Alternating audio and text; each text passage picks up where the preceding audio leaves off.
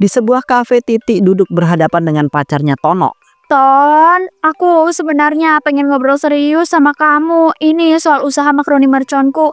Aku butuh tambahan modal lagi. Jadi aku harap kamu bisa bantuin aku dikit aja. Titi, aku heran sama kamu deh. Usahamu itu kan selalu rame, pembelinya banyak, dan katanya keuntungan juga gede. Kenapa sekarang kamu itu sampai minta tambahan modal lagi? Iya, aku akui usahanya rame, tapi uangku udah habis. Aku traktir semua teman-temanku di klub semalam. Rasanya seru banget, tapi sekarang aku kehabisan modal buat usaha. Nah kan, aku sudah sering bilang jangan kebanyakan di klub dan juga buang uang buat minum-minum. Kamu itu terlalu boros, Titi. Harusnya kamu itu juga bisa jaga keuntunganmu sendiri. Jangan marah dulu dong, Tono. Aku kan pacar kamu. Ya wajar lah kalau aku minta tolong. Lagian, aku janji kalau usaha ini makin maju, aku pasti balikin kok uang kamu secepatnya. Masalahnya aku itu ragu, Titi. Kamu itu belum bisa buktikan kalau bisa mengatur uangmu dengan baik. Kalau kamu itu aja selalu habiskan uang untuk dugem, gimana aku itu bisa percaya janji itu?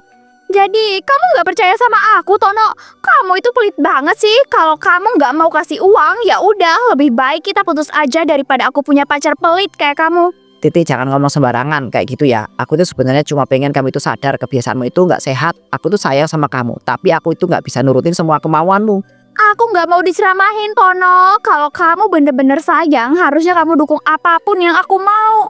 Bukan malah nahan-nahan. Aku benci banget cowok yang banyak aturan. Aku tuh bukan banyak aturan, Titi. Aku tuh cuma mau kamu itu berubah. Aku tuh pengen hubungan kita itu sehat dan juga usahamu itu juga bisa berkembang. Tapi kalau kamu itu terus kayak gini, aku itu nyerah deh. Kalau gitu ya udah, berarti hubungan kita selesai di sini ya. Aku nggak butuh pacar yang bisanya cuma ngomel tanpa kasih solusi. Aku pergi sekarang, jangan hubungin aku lagi. Titi meninggalkan Tono sendirian dengan wajah yang kesal. 2 jam kemudian.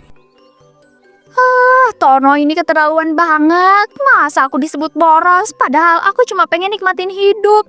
Sekarang aku nggak punya modal, aku harus cari cara lain. Di tengah perjalanan, Titi melihat tumpukan cabai busuk. Wah, ini cabe banyak banget. Meskipun udah busuk, kalau aku bisa olah lagi, mungkin bisa dipakai buat usaha makaroni merconku. Daripada beli mahal, mending ambil ini aja. Titi, kamu itu ngapain? Kenapa malah pegang-pegang sampah begitu? Aneh banget kelakuanmu, bikin aku itu curiga. Pak RT, ini bukan apa-apa kok, Pak. Aku cuma lagi cari sesuatu. Kayaknya kunci rumahku jatuh di sekitar sini tadi. Kunci rumah jatuh di tempat sampah, kok bisa aneh begitu? Biasanya orang jatuhin barang di jalan, bukan di tumpukan sampah kayak begitu, Titi. Iya, Pak RT. Tadi aku jalan sambil pegang banyak barang. Mungkin nggak sengaja kelempar ke sini. Aku panik banget. Soalnya kalau hilang, aku nggak bisa masuk ke rumah. Ya ampun, aneh juga ya, tapi terserah kamu aja deh. Aku itu sih cuman mengingatkan, jangan kebiasaan main-main di tempat sampah. Bisa bahaya buat kesehatan kamu. Iya, Pak. Makasih udah ngingetin. Aku lagi buru-buru. Jadi biar aku cari sebentar aja di sini. Nggak akan lama kok, Pak. Tenang aja. Ya sudah kalau begitu, aku itu masih ada urusan lain, nggak bisa menemani kamu itu lama-lama. Hati-hati ya, jangan sampai ketularan penyakit gara-gara sampah. Iya, Pak RT. Aku paham kok. Makasih banyak ya. Semoga urusan Bapak lancar malam ini. Aku pamit ya, biar nggak ganggu waktu Bapak. Aduh, untung aja Pak RT pergi. Sekarang aku bisa ambil cabai-cabai busuk ini tanpa ada yang curiga. Besok makaroni merconku bisa tetap jalan. Dengan cekatan, Titi memasukkan cabai busuk itu ke dalam kantong plastik. Ini mungkin kotor, tapi aku butuh bahan. Kalau aku nggak kreatif, usahaku bisa berhenti. Lebih baik aku pura-pura nggak tahu aja deh resikonya.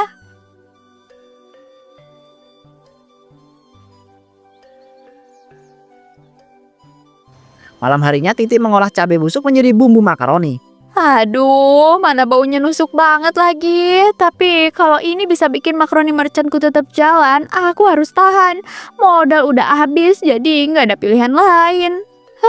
Kalau aku halusin cabai ini pakai blender, terus dicampur minyak panas, jadinya chili oil murah. Mungkin orang nggak bakalan sadar kalau ini dari cabai busuk. Ayo, ini harus cepet mateng. Aku nggak mau sampai ketahuan tetangga. Kalau berhasil, besok aku bisa jual makaroni lagi dan uangnya bisa aku pakai sesuka hati. 2 jam kemudian. Nah, akhirnya jadi juga. Walaupun bahannya busuk, tampilannya tetap merah cantik. Orang-orang gak akan sadar. Besok aku mulai jualan lagi deh dengan percaya diri. Besok pagi aku tinggal buka warung dan tawarin ini ke pelanggan. Dengan begini aku bisa dapat untung lagi meskipun modalku terbatas.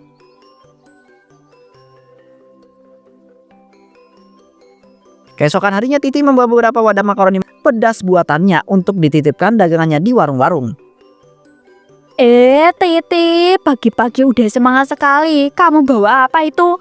Dari wajah kamu kelihatan kalau kamu sedang bawa kabar baik buat warungku. Iya bu, ini makaroni mercon pedas bikinanku. Kemarin udah banyak yang cari, jadi aku titip di sini ya. Pasti laris bu, pembeli nggak akan kecewa. Wah, bagus sekali. Makaroni pedas itu emang lagi digemari banyak orang. Aku yakin kalau ditaruh di rak depan bisa cepet habis. Boleh nggak aku cicipin dulu? Tentu boleh dong bu, silakan dicoba. Aku jamin rasanya pedas mantap, bikin ketagihan. Kalau cocok, tolong ditaruh di tempat yang gampang dilihat orang ya.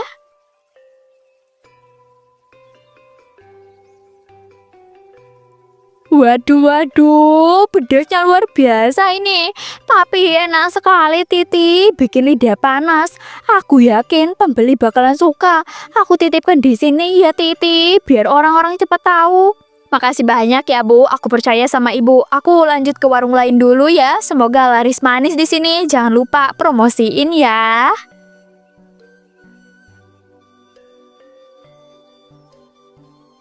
2 jam kemudian. Titi, tumben atau pagi-pagi ada apa? Kamu kelihatan bawa barang banyak sekali ya. Mau titip jualan lagi ya di warungku? Betul Pak, ini makaroni merchant spesial, banyak orang nyari. Jadi aku pikir kalau ditaruh di sini pasti bakalan cepet habis. Warung Bapak kan selalu ramai pembeli. Kalau begitu coba kasih aku tuh 1 bungkus dulu. Aku tuh mau tahu rasanya. Kalau enak pasti pembeli juga pada doyan dan bisa jadi dagangan utama di sini. Silakan Pak, nih aku buka ya. Rasanya pasti bikin Bapak kaget. Pedasnya beda dari makaroni lain, tapi jangan kaget ya kalau lidah jadi panas.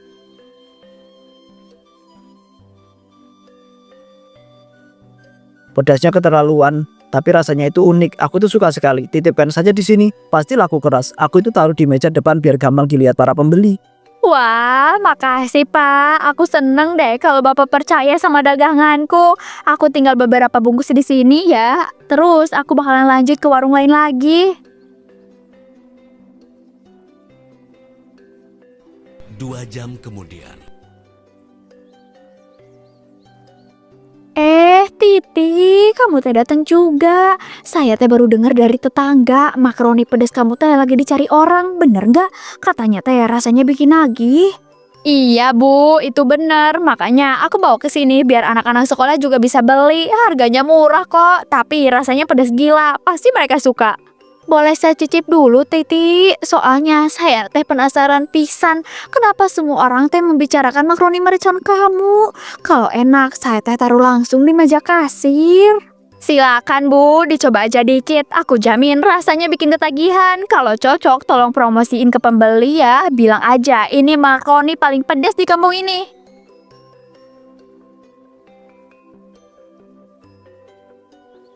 Ini mamani pedes pisan, tapi enak. Anak-anak sekolah teh pasti seneng jajanan yang beginian. Saya teh terima titipan kamu ya Titi. Saya yakin bakalan habis ini mah sebelum sore. Makasih banyak Bu, aku senang banget deh kalau warung ibu mau nerima. Semoga dagangan ini laris manis ya dan bikin warung ibu tambah ramai pembeli. Setelah seharian berjualan dan mendapat untung yang banyak, Titi langsung berfoya-foya. Hari ini aku bahagia banget. Dagangan makaroni merconku laris manis di 3 warung. Jadi malam ini kalian bebas pesen apa aja. Aku yang traktir semuanya. Serius Ti, kamu yakin sanggup bayar semuanya? Soalnya di tempat kayak gini makanan dan minumannya harganya bisa bikin kaget loh. Aku khawatir kalau kamu nyesel nanti. Nggak usah khawatirin, uangku banyak banget sekarang. Aku udah hitung hasil jualanku dan aku sanggup traktir kalian berdua tanpa masalah sedikit pun. Jadi santai aja. Tapi Titi, bukannya kemarin kamu bilang kehabisan modalnya. Aku takut kamu maksain diri lagi. Jangan sampai kamu rugi besar cuma karena buat senang-senang kayak gini. Tenang aja Sari, modalku udah balik, untung pun ada. Malam ini waktunya aku nikmatin hidup. Kalian harus ikut seneng-seneng sama aku, jangan mikirin uang. Ya udah deh, kalau kamu emang niat traktir, aku ikut aja. Aku mau coba koktail yang paling mahal di menu ini ya, biar sekalian puas malam ini. Kalau gitu, aku juga pesan makanan berat ya. Steak sama beberapa cemilan buat kita bertiga, biar lebih rame mejanya. Sekalian jadi pesta kecil-kecilan. Nah, gitu dong. Aku suka kalian kalau udah kompak kayak gini. Pelayan, tolong catat pesanan teman-temanku ya. Apapun yang mereka mau, aku yang bayar semuanya malam ini. Kamu beneran luar biasa, Ti. Aku salut banget sama kamu. Usaha kecil, tapi hasilnya bisa bikin kamu ngerayain sebesar ini. Semoga dagangan kamu makin laris terus ya. Terima kasih teman-temanku sayang. Selama aku ada rejeki, kalian gak akan pernah aku biarin lapar atau haus. Malam ini kita nikmatin sampai puas.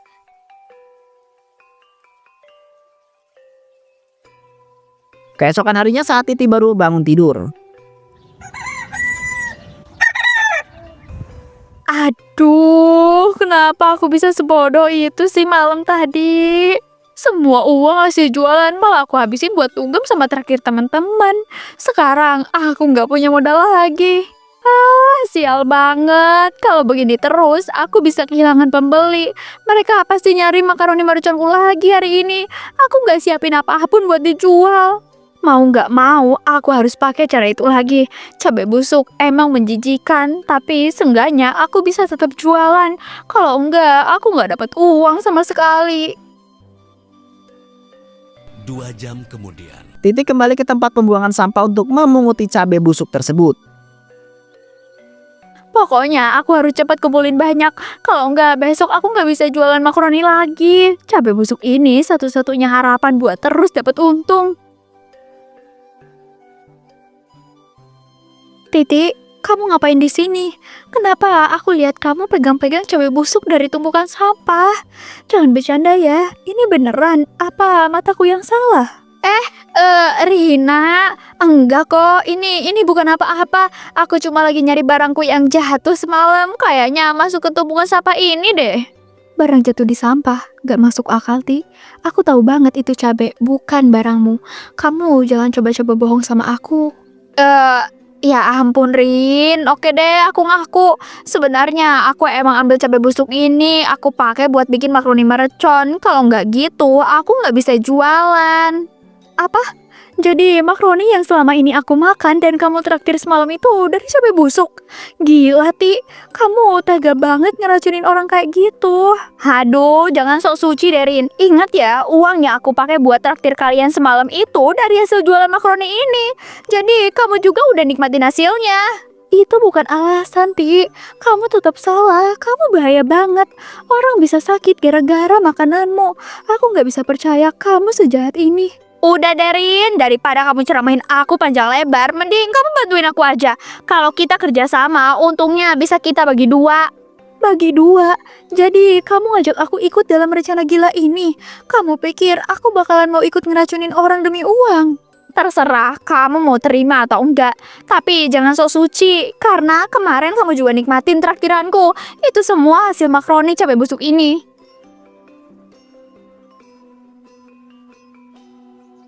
Malam harinya Titi dan Rina langsung membuat makaroni pedas menggunakan cabai busuknya itu. Rina, tolong jangan bengong aja.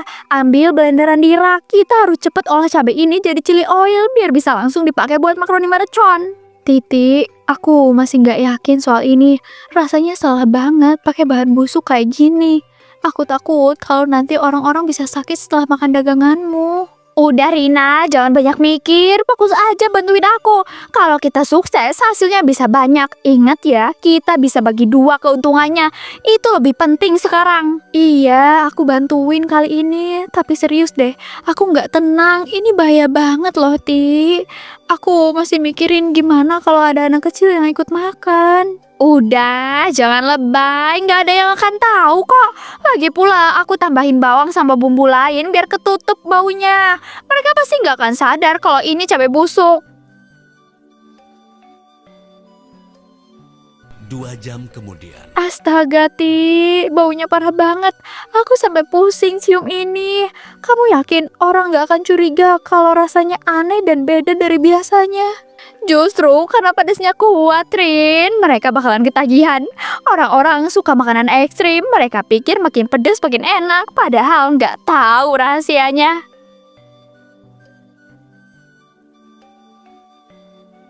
Titi berjalan menuju warung Bu Lina membawa 2 kantong besar. Sementara itu di rumah Rina sibuk dengan ponselnya. Wah, Titi, pas banget kamu datang. Makaroni kemarin ludes dalam sehari, banyak pelanggan nanyain. Katanya enak banget. Kamu bawa berapa kantong hari ini? Aku bawa 2 kantong, Bu. Semoga cukup ya buat hari ini. Kalau masih kurang, nanti sore aku bisa kirim lagi. Pokoknya jangan sampai kehabisan stok ya. Bagus banget, aku taruh di rak depan ya, biar orang gampang lihat. Semoga laris seperti kemarin. Kamu pinter banget ngolah dagangan ini, Ti. Malam itu Titi dan Rina duduk di meja penuh dengan uang hasil penjualan makaroni mercon. Lihat nih, Rin, uang kita banyak banget hari ini. Semua makaroni laris, baik di warung maupun di online. Aku nggak nyangka ya, usaha ini bisa sukses segila ini. Iya, Ti, aku juga kaget. Pesanan online bener-bener banjir tadi. Sampai aku kewalahan jawab chat pelanggan. Tapi hasilnya emang bikin puas banget.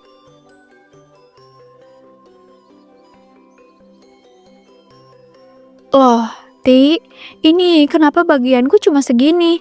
Bukannya kamu udah janji ya setengah dari keuntungan? Aku kerja keras loh seharian, tapi kok cuma dapat sedikit kayak gini? Jangan banyak nuntut ya, Rin. Kamu pikir gampang apa ngurus warung-warung itu? Aku yang capek keliling bawa dagangan. Aku yang layak dapat bagian lebih besar. Tapi aku juga capek, Ti. Aku di rumah nggak berhenti balasin pesan, ngatur pesanan, bahkan sampai bingung stoknya. Jangan seolah-olah aku nggak kerja sama sekali. Ya ampun, Rin, kamu itu cuma duduk di rumah depan laptop. Sementara aku panas-panasan di jalan. Jelas aja bagian aku harus lebih banyak daripada kamu. Oh, jadi gitu maksud kamu. Semua jeripayahku kamu anggap remeh. Kalau gitu, kenapa dari awal kamu janji keuntungan dibagi 2? Jangan bohongin aku, Titi. Janji bisa berubah kalau kenyataannya beda. Aku nggak mau rugi gara-gara bagi rata sama kamu. Terima aja bagian itu atau tinggalin kerjaan ini. Oke, kalau gitu aku berhenti sekarang juga.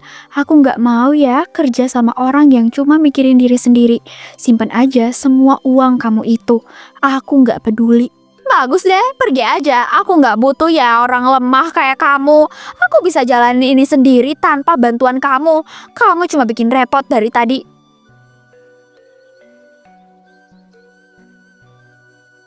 Keesokan harinya Titi kembali berfoya-foya. Selamat datang, Mbak. Ada yang bisa saya bantu? Kami baru saja kedatangan koleksi tas terbaru. Modelnya elegan dan sedang jadi favorit banyak orang.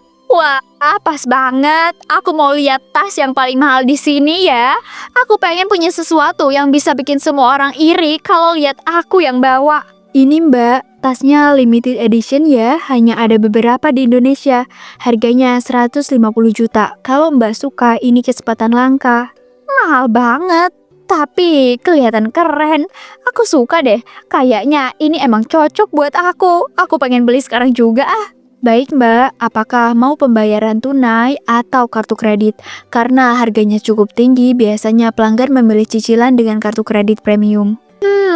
Uangku belum cukup. Tapi aku nggak mau nunggu. Aku pakai kartu kredit aja. Cicilan beberapa bulan pun nggak masalah. Yang penting tas ini jadi milikku. Siang itu di ruang tunggu rumah sakit. Ya Allah, semoga istri dan anakku itu nggak kenapa-kenapa. Mereka mendadak sakit bareng-bareng. Aku itu benar-benar takut. Dokter kok lama banget nggak keluar juga ya. Iya Pak RT, saya juga bingung kenapa tiba-tiba semua orang sakit bersamaan. Rasanya aneh sekali, pasti ada sesuatu yang kita nggak tahu. Tenang, semuanya keluarga Bapak dan keluarga yang lain dirawat kondisinya sudah membaik. Tidak ada yang kritis, mereka sehat-sehat saja dan akan segera pulih. Alhamdulillah, terima kasih dokter. Syukurlah tidak ada yang parah. Tapi boleh tahu sebenarnya apa sih penyebab sakit mereka itu semua, Dok? Penyebabnya sama, mereka mengonsumsi makanan dengan cabai busuk yang sudah tidak layak dimakan. Ini memicu keracunan ringan, tapi syukurlah bisa tertangani dengan cepat. Cabai busuk? Astaga, bagaimana mungkin sampai bisa dikonsumsi? Siapa yang tega menjual makanan berbahaya kayak gitu pada warung kampung? Aku tahu siapa dalangnya. Semua ini gara-gara Titi. Aku pernah lihat dia ambil cabai busuk dari tempat sampah, lalu mengolahnya jadi bumbu makaroni mercon. Apa? Kamu serius, Rina? Jangan asal tuduh orang tanpa ada bukti yang jelas. Ini masalah yang besar loh ya. Jadi kamu itu harus benar-benar yakin dengan kata-katamu. Aku yakin 100%. Aku juga pernah diajak Titi kerja sama. Kami sama-sama ngolah cabai busuk itu jadi chili oil. Awalnya aku ragu, tapi akhirnya aku tahu akibatnya. Astaga, jadi benar makanan itu dibuat dari sampah. Pantas aja warga pada sakit. Ini jelas perbuatan keji yang merugikan semua orang. Rina, karena kamu itu sudah jujur mengaku dengan terbuka, hukumannya ringan saja. Kamu cukup membersihkan lapangan desa selama seminggu penuh. Itu sebagai bentuk tanggung jawab kamu ya. Terima kasih Pak RT, aku terima keputusan itu. Aku memang sudah salah ikut campur sejak awal, meskipun aku nggak sanggup lanjut sampai akhir. Tapi untuk Titi, dia itu harus tanggung jawab penuh. Dialah otak dari semua ini yang nekat menjual makanan berbahaya demi uang. Kita itu tidak bisa biarkannya begitu saja. Betul Pak RT, dia harus dihukum seberat-beratnya. Jangan sampai ada korban lagi. Kita semua setuju dengan keputusan itu. Iya, kami dukung. Ini udah keterlaluan. Demi uang, dia berani mencelakai orang sekampung. Kami nggak bisa memanfaatkan kayak gitu. Malam itu rumah Titi dikepung warga. Suasana mencekam, wajah-wajah penuh amarah. Iya, kami dukung. Ini udah keterlaluan. Demi uang, dia berani mencelakai orang sekampung. Kami nggak bisa ya memaafkan begitu saja. Titi, keluar kamu. Kamu harus tanggung jawab atas apa yang kamu lakukan. Warga sakit gara-gara makaroni mercon kamu. Jangan lagi coba-coba bohong ya. Berhenti Titi, jangan terus menyangkal. Aku lihat sendiri kamu ambil cabai busuk itu dari tempat sampah. Lalu kita sama-sama olah, aku saksinya di depan semua orang. Dasar pengkhianat, kamu tega bongkar semuanya. Padahal kamu juga ikut campur. Kenapa sekarang kamu sudah jadi orang paling suci di hadapan warga? Jangan salahkan Rina. Dia sudah berani jujur, sementara kamu itu masih mengelak. Kalau bukan karena dia, mungkin kamu itu tidak akan pernah tahu kebusukanmu. Aku tetap bukan pelakunya. Itu fitnah. Semua ini cuma cara kalian ngejatuhin aku. Aku bersumpah atas nama langit, aku bukan orang yang bersalah.